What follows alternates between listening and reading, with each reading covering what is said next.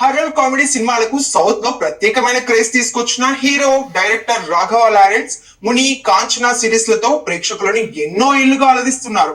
ముఖ్యంగా హర్రర్ తో పాటు కామెడీని కలిపి ఆయన చూపించిన స్టైల్ కు భారీ ఫ్యాన్ బేస్ ఏర్పడింది.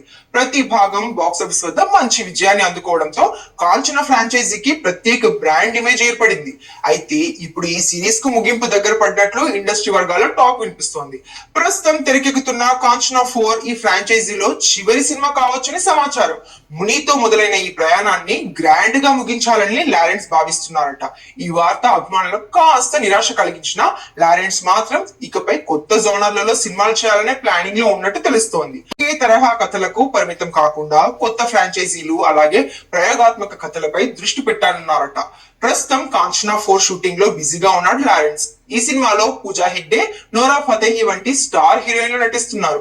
ఈ సిరీస్ ను పాన్ ఇండియా స్థాయిలో భారీగా తెరకెక్కిస్తున్నారు. ఇక ఈ సినిమా తర్వాత లోకేష్ కనగరాజు బెంచ్ పై ఫోకస్ చేయనున్నాడు లారెన్స్.